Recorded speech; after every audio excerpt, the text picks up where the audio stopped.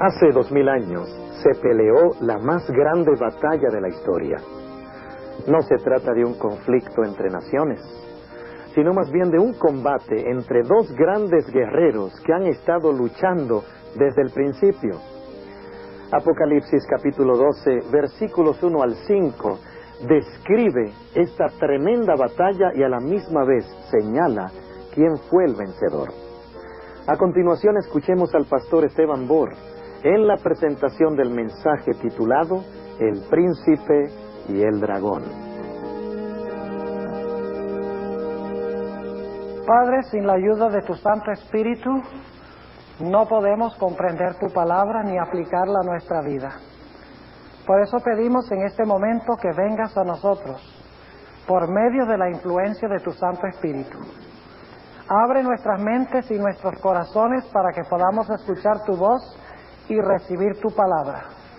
Te lo pedimos en el nombre y por los méritos de nuestro Señor Jesús. Amén. Quiero al comenzar esta noche repasar brevemente el versículo clave que hemos estado estudiando hasta este momento, Génesis 3 y el versículo 15. ¿Ustedes recuerdan que ahí dice que iba a haber una enemistad entre la serpiente y la mujer, entre la simiente de la serpiente y la simiente de la mujer? Y luego dice que la simiente de la mujer le iba a aplastar la cabeza a la serpiente y la serpiente le iba a herir el calcañar a la simiente de la mujer. Ahora yo quiero que nos notemos al comenzar nuestro tema esta noche que este versículo tiene 4 elementos claves. En primer lugar, enemistad. La razón por la cual voy a enfatizar esos 4 aspectos es porque vamos a ir luego a Apocalipsis 12 y vamos a encontrar en Apocalipsis 12 los mismos elementos. En primer lugar, enemistad. En segundo lugar, Génesis 3:15 tiene una mujer. En tercer lugar, hay una serpiente. Y en cuarto lugar, hay 2 simientes. Hay la simiente de la serpiente y la simiente de la mujer. 4 elementos: enemistad, una mujer, una serpiente y 2 simientes. Una simiente buena y una simiente mala. Ahora queremos ir esta noche a Apocalipsis el capítulo 12. Apocalipsis el capítulo 12 y vamos a leer empezando en el versículo 1, continuando hasta el versículo 5. Apocalipsis 12, 1 al 5, y vamos a ver si los mismos 5 elementos, los mismos 4 elementos están en este pasaje. Dice en el versículo 1, y una grande señal apareció en el cielo, una mujer. Noten que en este pasaje hay una mujer. Ahora sigamos leyendo. Una mujer vestida del sol y la luna debajo de sus pies, y sobre su cabeza una corona de 12 estrellas. Ahora noten el versículo 2. Y estando preñada, clamaba con dolores de parto y sufría tormento por parir. Es decir, esta mujer tiene en su vientre, ¿qué cosa? Un hijo o una simiente, muy bien, una simiente. Recuerdan que a Génesis 3:15 habla de la simiente de la mujer. Esta mujer entonces tiene una simiente en su vientre. Así que tenemos 2 de los elementos. Tenemos una mujer y tenemos una simiente. Ahora noten lo que dice el versículo 3. ¿Dónde está la serpiente? Dice en el versículo 3, y fue vista otra señal en el cielo. He aquí un grande dragón bermejo. Ahora noten qué nombre se le da a ese dragón bermejo en el versículo 9 de Apocalipsis 12. Dice allí, y fue lanzado fuera aquel gran dragón. ¿La qué? La serpiente antigua. Ahora vamos a preguntarnos, ¿por qué se le llama la serpiente antigua? ¿Qué nos está diciendo Juan? Si tú quieres entender esto, en Apocalipsis 12, tienes que ir ¿a dónde? A Génesis 3:15. Por eso se le llama la serpiente antigua. ¿Y quién es esa serpiente antigua? Que se llama Diablo y Satanás. Ahora noten entonces, tenemos en primer lugar una mujer, ¿sí o no? En segundo lugar, la mujer tiene en su vientre una simiente. En tercer lugar, se aparece una serpiente o un dragón. Ahora, ¿qué es lo que está faltando? Está faltando la simiente de la serpiente y está faltando la enemistad. Ahora, noten lo que dice en el versículo 4. Y su cola arrastraba la tercera parte de las estrellas del cielo y las echó en tierra. Ya hemos hablado de eso, ¿verdad? Cuando hablamos del origen del mal, cuando Lucifer fue echado del cielo y los ángeles fueron echados con él, los que él conquistó. Bueno, aquí nos dice de dónde vino. Ahora, noten la última parte del versículo 4. Dice, y el dragón se paró delante de la mujer que estaba para parir, a fin de ¿qué? De devorar a su hijo cuando hubiese parido. Ahora, aquí viene la pregunta. ¿Hay enemistad en este versículo? Ahora, ¿entre quiénes es la enemistad en este versículo? ¿Es entre la serpiente y la mujer o es entre la serpiente y la simiente de la mujer? Noten que no dice que quiere devorar a la mujer. Dice que quiere devorar ¿a quién? A su hijo. Ahora, ¿por qué es importante eso? Porque en Génesis 3:15 dice, él, la simiente de la mujer, te aplastará la cabeza y tú le herirás a él, la simiente de la mujer, ¿dónde? En el calcañar. Así que según Génesis 3:15, la verdadera guerra no es entre la serpiente y la mujer, sino es primero entre la serpiente o Satanás y ¿quién? Y la simiente de la mujer. Ahora yo pregunto entonces, ¿tenemos los mismos elementos en Apocalipsis 12 que tenemos en Génesis 3:15? Claro que sí. ¿Hay una mujer, sí o no? Claro que sí. ¿Hay enemistad, sí o no? ¿Hay una serpiente? ¿Hay dos simientes? Bueno, está la simiente de la mujer y ustedes dicen, bueno, ¿quién es la simiente de la serpiente aquí? ¿O la simiente del dragón? Bueno, tienen que esperar un poco, eso lo vamos a analizar. Ahora, noten lo que sigue diciendo el pasaje, versículo 5. Y ella parió a un hijo varón. ¿Cuántos de ustedes conocen un hijo que no sea varón?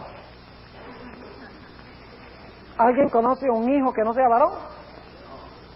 Ahora, en el griego en que fue escrito el Nuevo Testamento, dice literalmente, nació un hijo, un varón. Pero el asunto es que en el griego la palabra huios, hijo, siempre se aplica a un hijo varón. ¿Por qué se dice hijo varón? ¿Por qué se repite el mismo pensamiento? Porque en Génesis 3:15 dice, él te aplastará la cabeza y tú a él le herirás, ¿qué cosa? El calcañar. Es decir, este es el cumplimiento de Génesis, el capítulo 3 y el versículo 15. Ahora, para entender este pasaje de Apocalipsis 12, necesitamos regresar al Antiguo Testamento para entender una historia que encontramos en el Antiguo Testamento, que es la historia de Moisés. Vayan conmigo a Éxodo el capítulo 1. Éxodo el capítulo 1. Ustedes conocen la historia del nacimiento de Moisés, ¿verdad? Ahora vamos a repasar para ver si tenemos los mismos 4 elementos en la historia del nacimiento de Moisés. ¿Hay una mujer involucrada en el nacimiento de Moisés? Claro que sí, la mujer se llama Jocabed, que es la madre de Moisés. ¿Hay una simiente de la mujer involucrada en la historia de Moisés? Claro que sí. ¿Quién es la simiente? Pues lógico, es Moisés. Pregunto, ¿hay también involucrada otra simiente que quiere destruir a la simiente de la mujer? Claro que sí. ¿Quién era? Faraón. Pero ¿saben ustedes quién estaba usando a Faraón para tratar de matar a Moisés? La serpiente, lo vamos a ver esta noche. ¿Hay enemistad en esta historia? Entonces, ¿hay los mismos 4 elementos? ¿Hay una mujer? Sí. ¿Hay 2 simientes? Sí.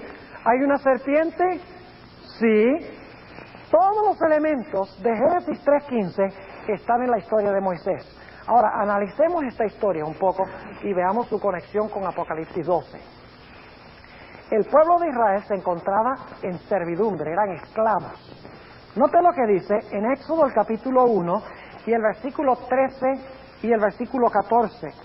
Dice, y los egipcios hicieron servir a los hijos de Israel con dureza y amargaron su vida con dura servidumbre en hacer barro y ladrillo, en toda labor del campo y en todo su servicio, al cual los obligaban con rigorismo. Es decir, el libro de Éxodo comienza con el pueblo de Israel en Egipto. ¿Y qué eran en Egipto? Eran esclavos. Ahora, ¿podían ellos mismos libertarse de la esclavitud en Egipto? No. Ahora, ¿qué hizo el pueblo de Israel en medio de esta servidumbre? Noten Éxodo, nuevamente, el capítulo 2, Éxodo el capítulo 2, y empezando en el versículo 23, Éxodo 2, 23. Dice, y aconteció que después de muchos días murió el rey de Egipto, y los hijos de Israel suspiraron a causa de la servidumbre, y clamaron, y subió a Dios el clamor de ellos con motivo de su servidumbre, y oyó Dios el gemido de ellos. Ahora, ¿saben ustedes que estas palabras, suspiraron, clamaron, gimieron, son las mismas palabras que se usan en el Antiguo Testamento para describir a una mujer que está con dolores de parto? Es interesante que el pueblo de Israel son esclavos, pero están sufriendo dolores de ¿qué? Dolores de parto por causa de su servidumbre. ¿Qué es lo que quieren ellos? Ellos quieren libertad, pero para que pueda haber libertad es necesario que nazca en Egipto ¿un qué? Un libertador, exactamente. Ahora yo pregunto, ¿cómo llama la Biblia al que tenía esclavo al pueblo de Israel? Vamos al libro de Ezequiel, el capítulo 29.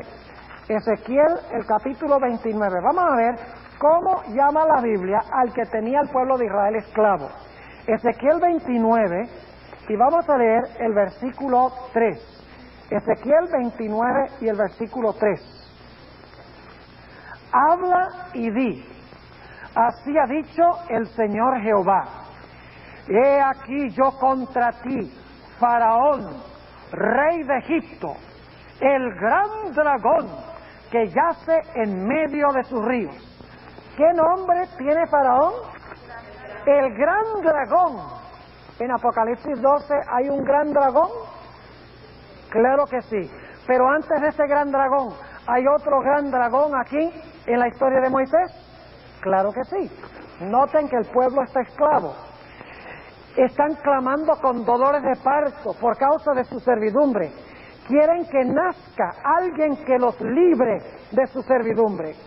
El que los tiene esclavos es Faraón, quien se describe como el gran dragón. Ahora, en Egipto nació un libertador, ¿verdad? Y ese libertador se llamaba Moisés. ¿Ustedes creen que Satanás sabía que había nacido un libertador en Egipto? Claro que sí.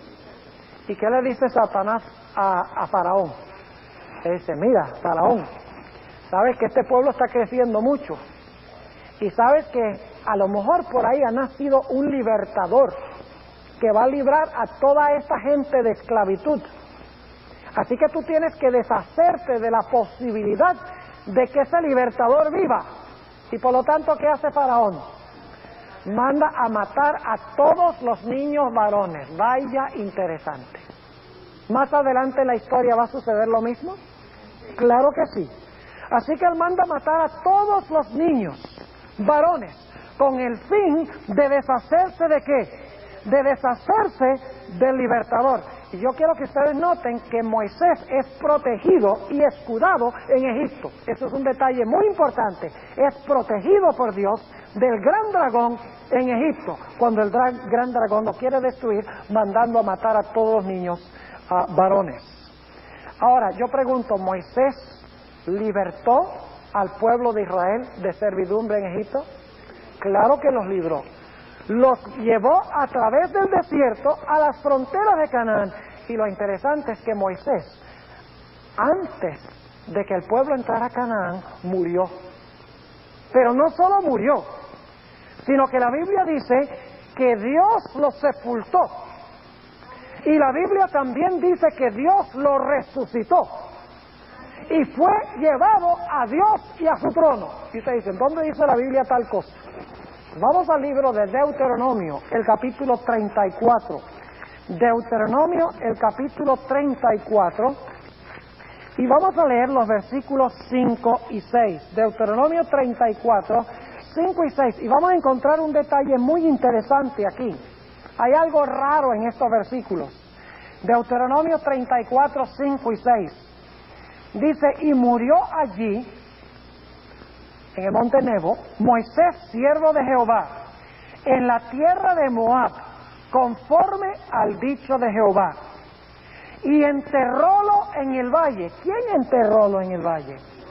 Solo hay un solo sujeto en el versículo 5, que es Jehová. Dice, y enterrólo en el valle. Noten, Jehová es el que lo entierra. ¿Saben ustedes que esta es la única vez en la Biblia que Jehová haya enterrado a alguien? Pero hay otro detalle interesante. Dice nuevamente el versículo 6, y enterrólo en el valle, en tierra de Moab, enfrente de Bet-peor, y ninguno sabe su sepulcro hasta hoy. Eso es muy raro, porque los judíos marcaban los sepulcros de sus héroes. Por ejemplo, usted todavía puede visitar la tumba de David en Jerusalén hoy en día. Además de eso, usted puede visitar todavía la cueva de Macpela, a donde fueron enterrados Abraham y sus descendientes.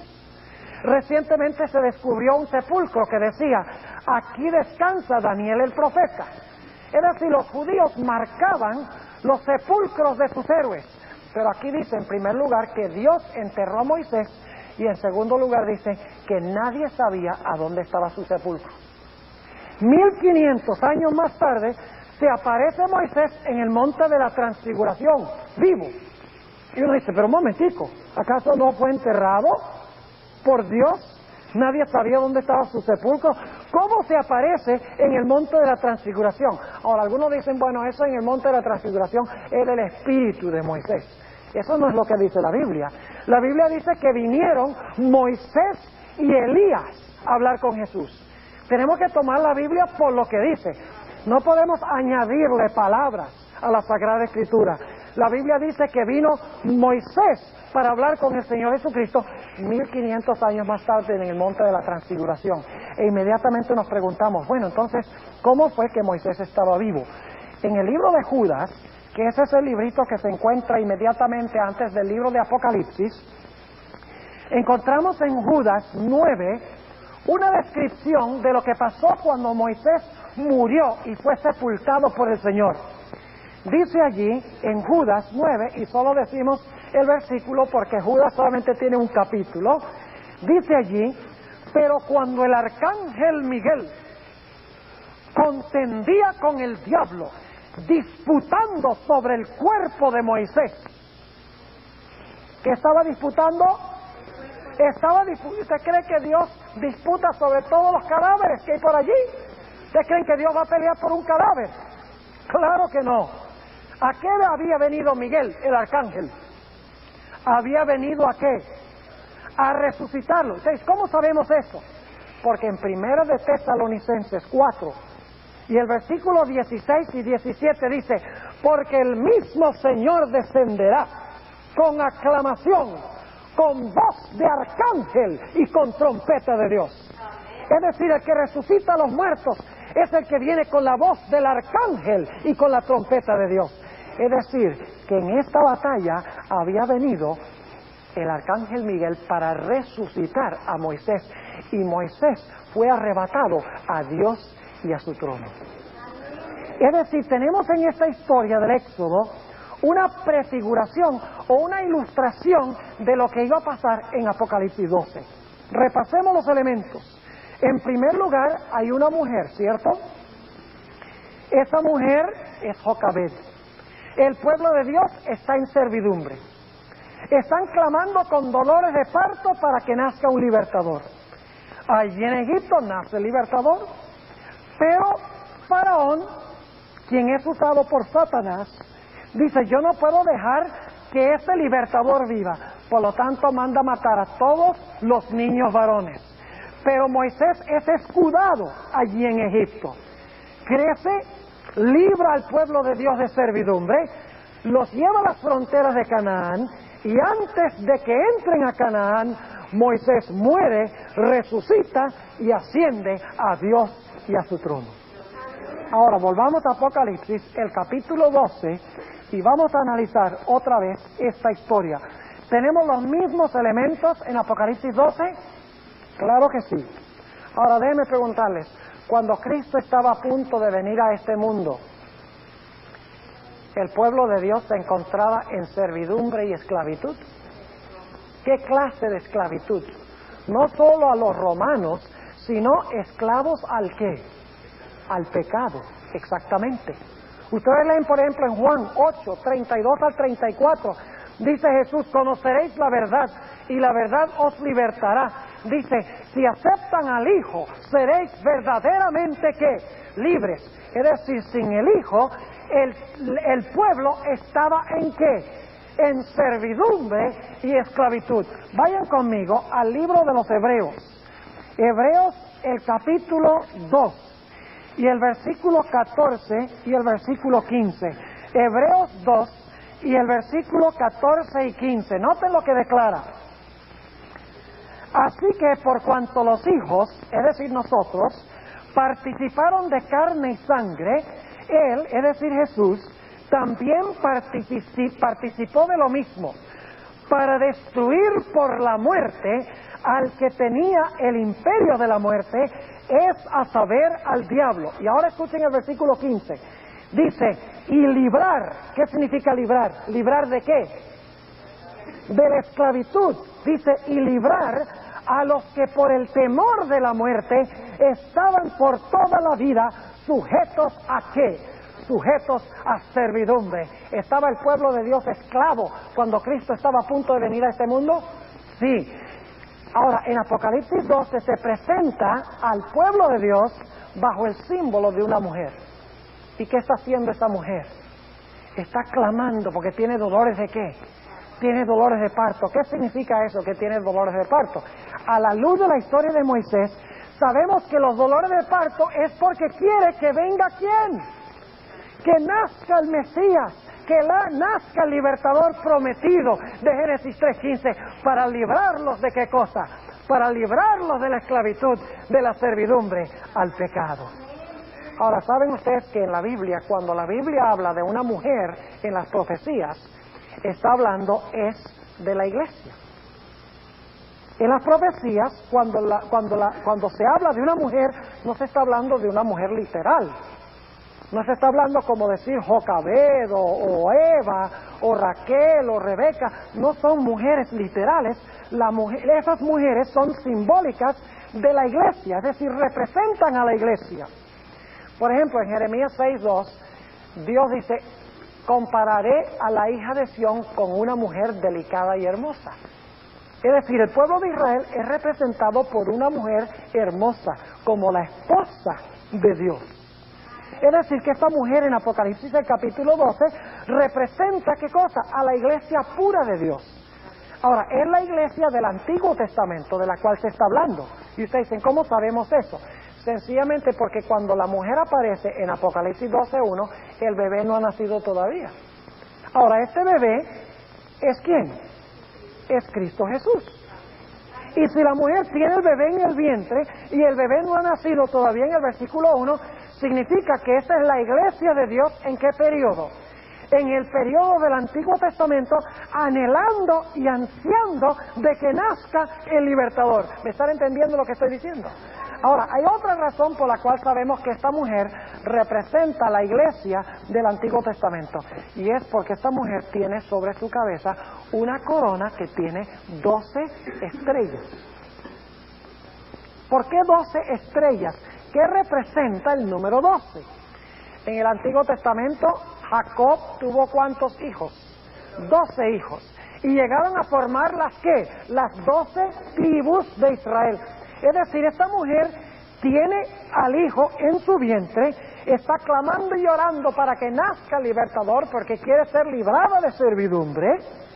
Y nos dice la Biblia que esta mujer representa a Israel porque tiene una corona de 12 estrellas, que es el número de Israel, el número del pueblo de Dios. Ahora, ¿ustedes creen que Satanás sabía que ese libertador estaba por nacer? ¿Ustedes creen que el diablo lo sabía? ¿Cuántos de ustedes creen que el diablo estudia la Biblia? ¿Ustedes creen que el diablo estudia la Biblia? ¿Saben de qué se va a morir el diablo? De insomnio. Porque el diablo trasnocha estudiando las Escrituras. El diablo sabía exactamente dónde iba a nacer Jesús. Y sabía cuándo también. Porque hay una profecía, la de las 70 semanas en Daniel 9, a donde dice la fecha exacta cuando Cristo iba a ser bautizado. Y el diablo puede calcular y dice, bueno, si se va a ser bautizado en tal fecha, yo echo para atrás los años y sé más o menos cuándo van a ser. Lo interesante es que el diablo sabía dónde y cuándo iban a ser y los judíos no sabían. El diablo había hecho muy bien su trabajo, ¿verdad? De enceguecer a la nación judía para que no estuvieran preparados para recibir a Cristo Jesús. La Biblia dice que a los suyos vino y los suyos no le recibieron. Ahora, lo interesante es que Satanás sabía que Jesús iba a nacer y sabía dónde iba a nacer.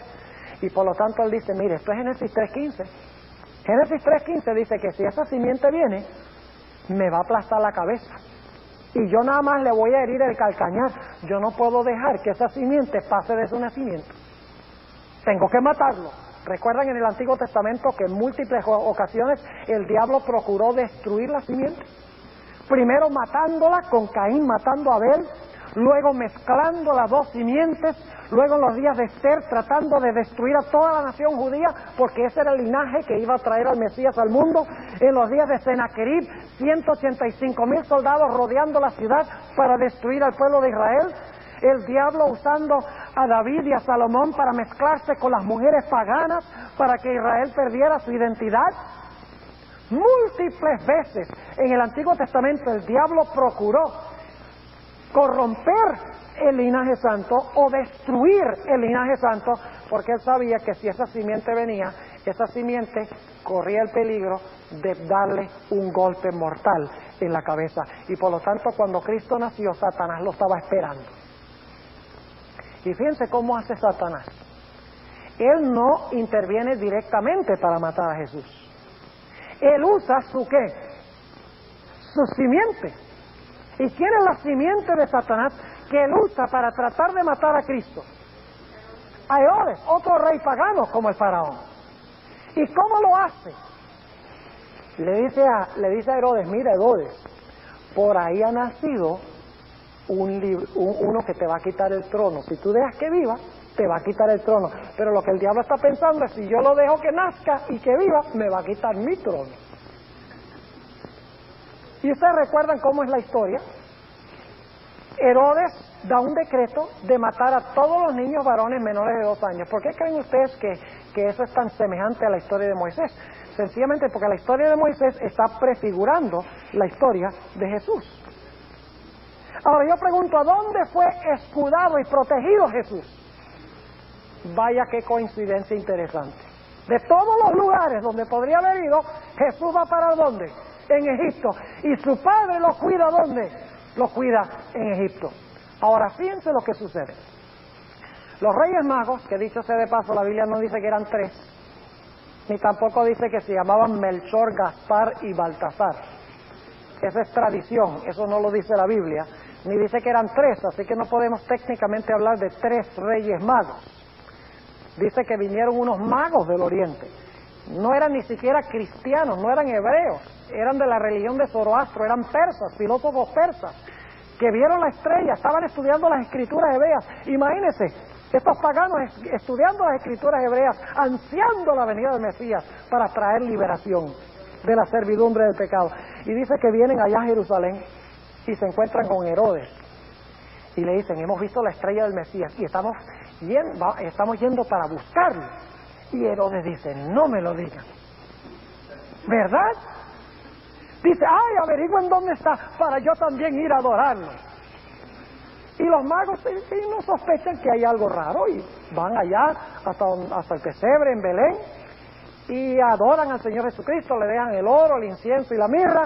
Y cuando están a punto de regresar a Jerusalén para darle las buenas nuevas a Herodes, uno de ellos recibe un sueño de parte de un ángel y el ángel le dice, no vuelvan por Jerusalén, que Herodes va a buscar al niño para matarlo. ¿Quién creen ustedes que quería matar al niño?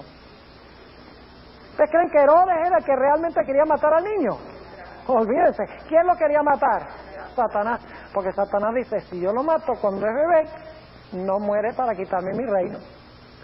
Ahora, algunos preguntan, dice, bueno, pastor, pero usted no acaba de decir que Cristo por su muerte le quita el poder a Satanás y conquista el reino. Sí, claro que sí, pero era una muerte que él tenía que ofrecer, no se le podía quitar. Satanás sabía que si él lo mataba sin que Jesús voluntariamente diera su vida, de nada iba a valer, porque Jesús tenía que dar su vida en rescate por muchos. Por eso Satanás dice, lo mato antes de que llegue al Getsemaní y luche con la idea de entregar su vida, de dar su vida. Así que los magos dicen, no vamos a Jerusalén, dice, regresamos por otro camino. Y dice la Biblia que cuando Herodes se dio cuenta que había sido burlado, se llenó de furia y mandó a matar a todos los niños menores de 2 años. Pero el Señor Jesucristo fue escudado en Egipto. Yo pregunto, ¿el Señor Jesucristo libró a su pueblo de la servidumbre del pecado? ¿Respondió Jesús al clamor de su pueblo? Claro que sí, derramando su sangre en la cruz. Sacó Dios, el Señor Jesucristo, al pueblo de Dios de la servidumbre al mundo y los llevó en marcha a la tierra de Canaán celestial.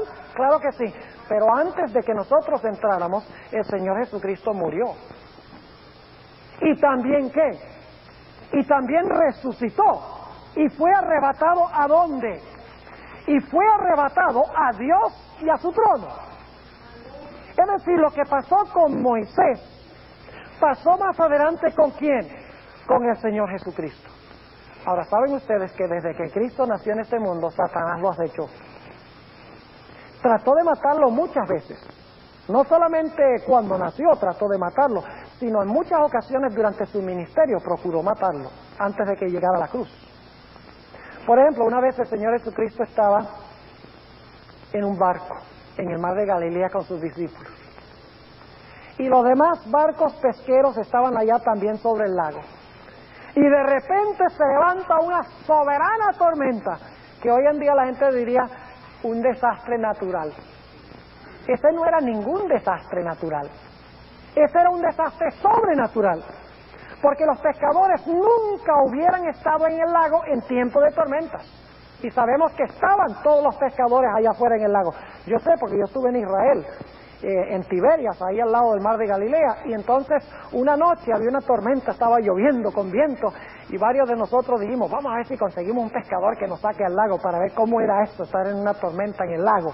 Y no podíamos conseguir ninguno que nos sacara, porque en tiempo de tormenta no salen al lago. Es decir, esa era una tormenta fuera de época, porque Satanás sabía que Jesús estaba durmiendo en el barco y quería ahogarlo antes que llegara a la cruz. Recuerdan, en otra ocasión el Señor Jesucristo estaba en la sinagoga en Nazaret y dijo unas cosas muy impopulares. Y la gente no le gustó. Y dice la Biblia que empezaron a empujarlo hacia un precipicio para despeñarlo. Y dice la Biblia que se desapareció en medio de ellos. ¿Saben ustedes que eso no fue idea de esa turba? Esa turba estaba inspirada por Satanás. Era una turba satánica la que quería destruir a Jesús. En otras ocasiones, varias veces los judíos recogieron piedras para apedrearlo y se desapareció de en medio de ellos. Dice la Biblia inclusive que a veces los demonios venían corriendo y querían despedazarlo, pero cuando se acercaban decían, ¡ay, mala idea! Porque reconocían quién era. Ahora imagínense, los demonios reconocían quién era y los judíos no. Y si ustedes leen Marcos 1:24, dice que los demonios miraban a Jesús y le decían: nosotros sabemos quién eres tú eres el santo de Dios. Y luego expresaban su gran preocupación, decían: ¿has venido a destruirnos? Ellos sabían que Jesús había venido a destruirlos, y que si Jesús moría en la cruz, Él iba a quitarle el reino a Satanás, y a ellos iba a devolverle el reino a todos aquellos que aceptaran a Jesús como Salvador y Señor de sus vidas. Por eso es que Satanás trató de impedir que Cristo fuera a la cruz repetidas veces. Una de las grandes tentaciones de Jesús, no solamente trató el diablo de matar a Jesús antes que llegara a la cruz, sino que trató de corromperlo con el virus del pecado. Trató de lograr de que pecara, porque el diablo dijo: mire, yo tenté a Adán en un huerto perfecto, con un cuerpo perfecto, con una mente perfecta, y logré ganar la victoria. Ahora viene a un mundo lleno de pecado, con un cuerpo degenerado por 4,000 años de pecado, con una mente debilitada por el pecado. Va a ser fácil presa ganar la victoria. Y por más de 30 años el diablo acechó y atacó y malogró al Señor Jesucristo, tratando de lograr que pecara. Pero ni una vez el Señor Jesucristo cedió a las tentaciones de Satanás.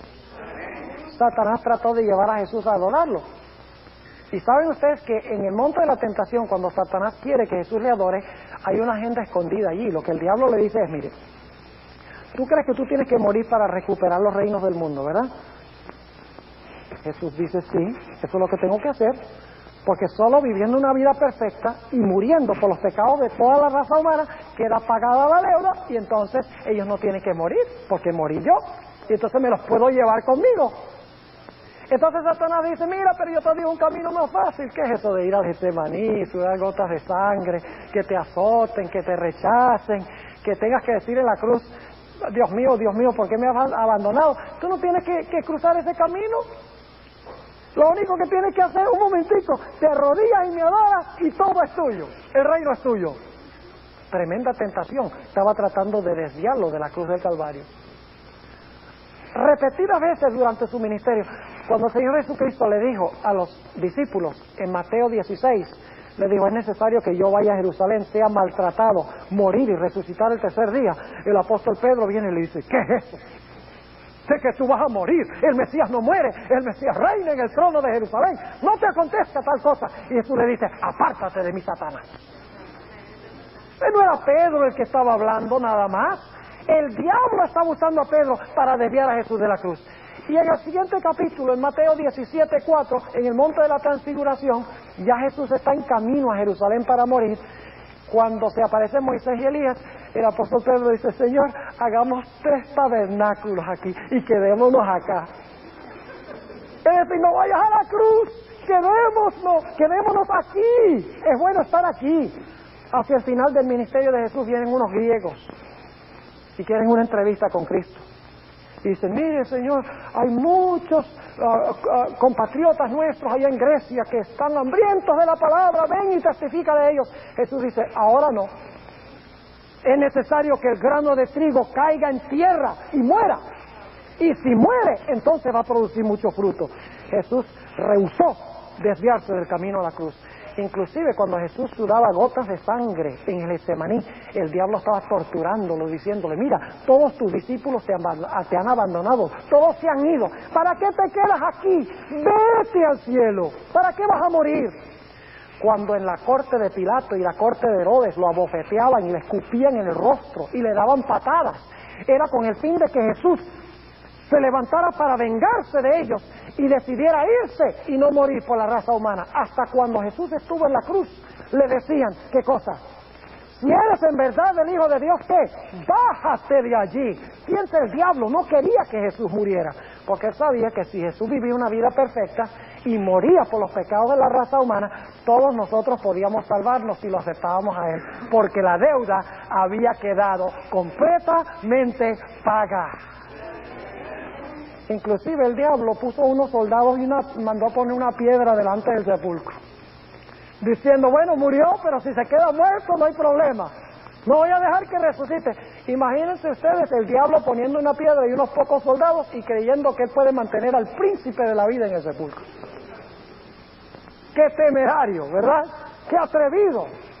Cuando el Señor Jesucristo dijo en la cruz, consumado es.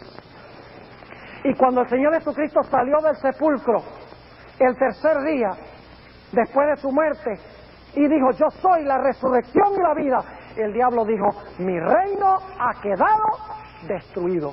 Él me va a quitar el poder y le va a devolver nuevamente el reino al ser humano. Ahora, ¿se han preguntado ustedes alguna vez cómo reaccionó el cielo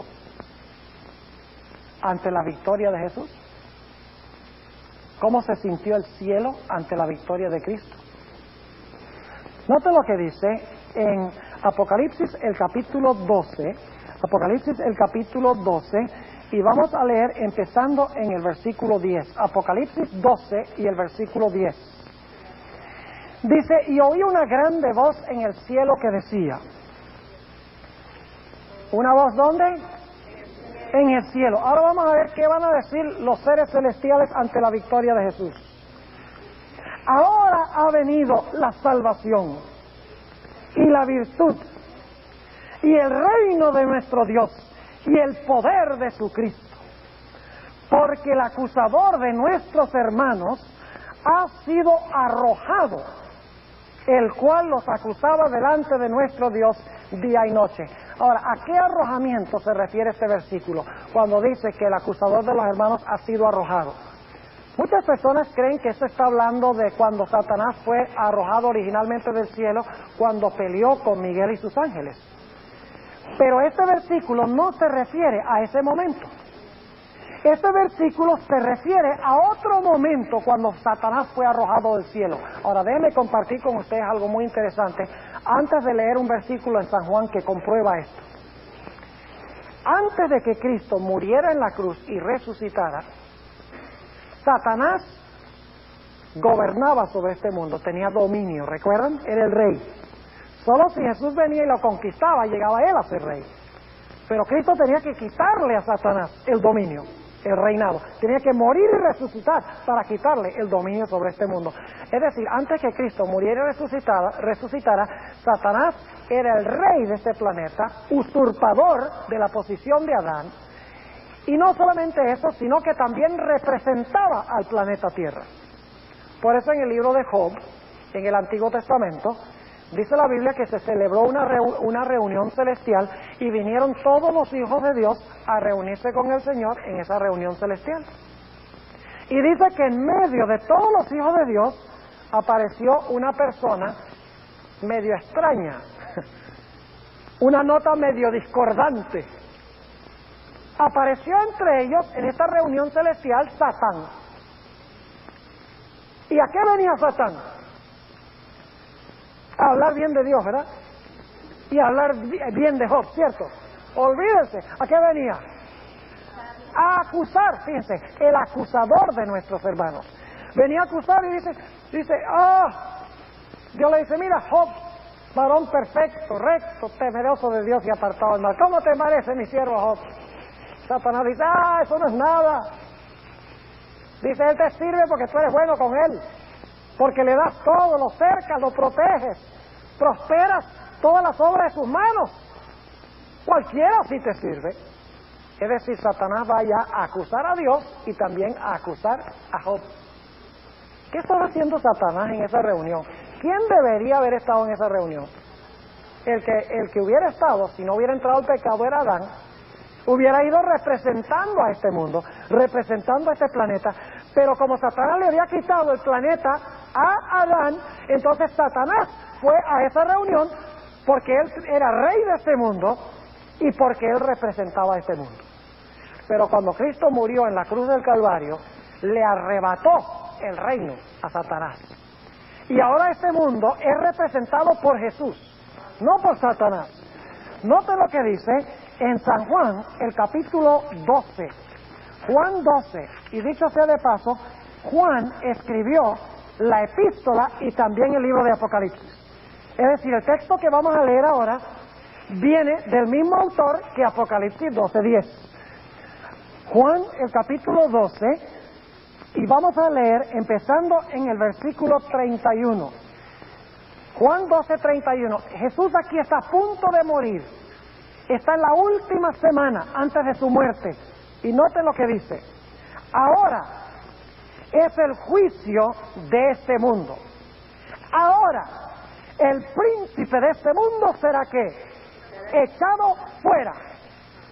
Ahora, es decir que el arrojamiento de Satanás en Apocalipsis 12 no se refiere a cuando fue originalmente lanzado fuera, cuando peleó con Miguel y sus ángeles, sino que se refiere a ese momento. Dice, ahora es el juicio de este mundo. Jesús está diciendo en ese momento, ahora el príncipe de este mundo será echado fuera. Es decir, Satanás no solo fue echado fuera del cielo originalmente por Miguel y sus ángeles, sino que cuando Cristo murió en la cruz, fue lanzado fuera como rey de este mundo y como representante de este mundo. Note lo que dice el versículo 32. Jesús está hablando. Y yo, si fuere levantado de la tierra, a todos traeré a mí mismo. Y esto decía, dando a entender de qué muerte había de morir. ¿Qué es el evento que iba a lanzar a Satanás fuera? La muerte de Jesús. Ahora, cuando Satanás fue lanzado fuera originalmente del cielo, ¿había algún hermano que acusar? No, porque este planeta todavía no había sido creado. ¿Están entendiendo lo que estoy diciendo? Pero aquí dice que es lanzado fuera después que acusaba a los hermanos día y noche, lo cual significa que Satanás fue lanzado fuera del cielo después de un largo tiempo de acusar a los hermanos día y noche. Y como al principio no había hermanos que acusar, este lanzamiento fuera tiene que referirse a otro evento histórico, el lanzamiento fuera de Satanás en la cruz del Calvario. Es decir, Satanás ya no puede ir al cielo, a los concilios celestiales, cuando se tienen reuniones representando a este planeta. Ya no es rey de este planeta, porque Cristo se lo arrebató. Sí, Cristo se lo quitó de las manos. Cristo ahora representa este mundo. Algunas personas pueden pensar que Satanás lo representa y Satanás quiere que la gente piense eso. Pero la Biblia enseña que Cristo le arrebató el dominio y el poder a Satanás. Ahora yo pregunto,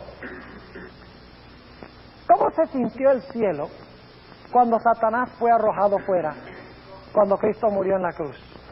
Bueno, en Apocalipsis el capítulo 12 lo dice. ¿Ustedes creen que a los seres celestiales les agradaba todas esas acusaciones y lisonjas y mentiras que decía Satanás allá? Claro que no. Así que noten lo que dice en Apocalipsis 12 y el versículo 12. Dice, Apocalipsis 12, 12, por lo cual, alegraos cielos y los que moráis en ellos. ¿Cómo reacciona el cielo? Se alegran, porque se deshicieron de ese fastidioso. Ya no puede ir allá a molestar, a mentir. Ahora está solamente Cristo allá, representando este mundo, porque ahora Cristo reina. Ahora, ¿qué de nosotros? ¿Cómo debemos reaccionar nosotros? Dice aquí, alegraos cielos y los que moráis en ellos. ¡Ay de los moradores de la tierra y del mar! ¿Ven el contraste?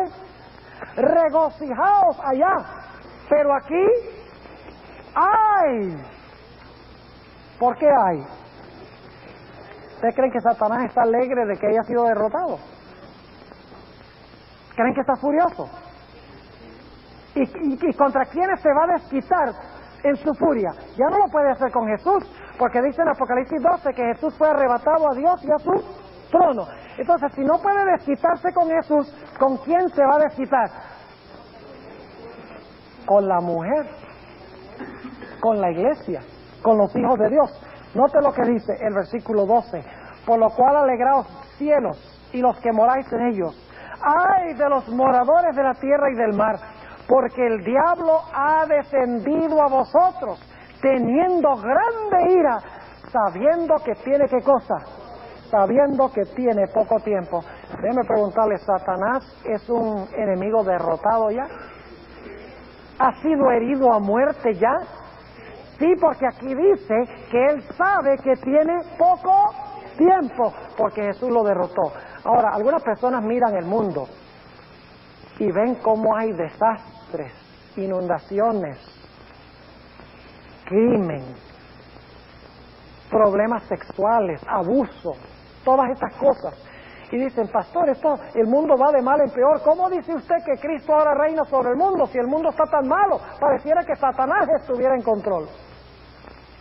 Déjeme decirles que la maldad del mundo indica más que cualquier otra cosa que Satanás está perdiendo el control. Porque lo que está pasando en el mundo son actos de un enemigo desesperado porque ha sido derrotado. Ustedes recuerdan, por ejemplo, en la guerra del Golfo Pérsico, cuando Saddam Hussein se vio perdido. Él dijo, bueno, yo me voy, pero no me voy tranquilo. Y por lo tanto echó todo ese petróleo al Golfo Pérsico y prendió todos esos pozos de petróleo que tomó meses y años apagarlos. Es decir, dijo, me voy, pero no me voy sin causar el mayor desastre posible. Y eso es lo que está diciendo Satanás. Dice, Cristo me derrotó y me voy. Ya sé que mi cabeza ha sido aplastada, ya sé que voy a ser destruido finalmente, pero me voy no sin hacer ruido. Y por lo tanto, todos los desastres que vemos en el mundo son señal de un enemigo desesperado que sabe que tiene poco tiempo porque ha sido derrotado de una vez por todas por Cristo Jesús. Amén. Hermanos y hermanas, visitas, la pregunta clave no es quién va a ganar, porque Cristo ya ganó. La pregunta clave es, ¿estaré yo con el ganador? Esa es la decisión que nosotros tenemos que tomar si no la hemos tomado. Porque Cristo ya venció, es decir, la victoria no está en juego, no está en duda. Ya Jesús ganó.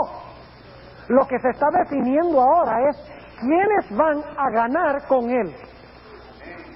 Ahora déjenme terminar con esta ilustración. ¿Han visto ustedes una semilla de tomate, verdad? Chiquitica, ¿cierto? ¿Cuántos tomates contiene esa semilla de tomate?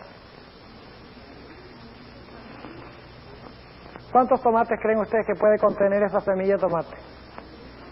Ustedes la siembran, la semilla muere, saben que muere primero, ¿verdad? Luego retoña, produce una mata de tomate, una planta de tomate, y entonces a esa planta de tomate le salen, digamos, 25 tomates. El asunto es que todos esos tomates también tienen semillas. Entonces ustedes siembran todas las semillas de esas matas de tomate, de esos tomates, y entonces ¿qué pasa? Todas esas semillas producen cada uno una mata de tomate.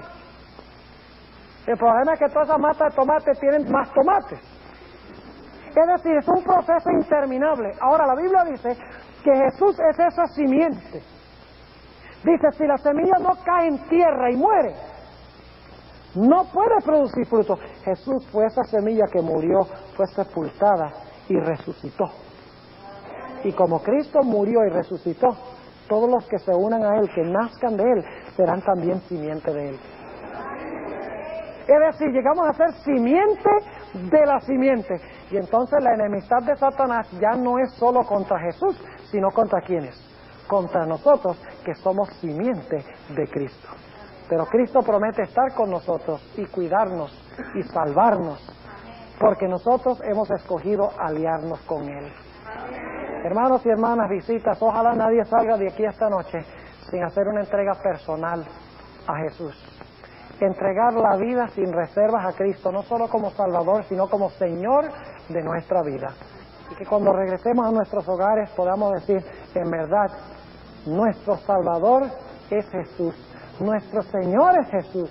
No hay nada en el mundo que el enemigo pueda hacerme. Ojalá esa sea nuestra experiencia.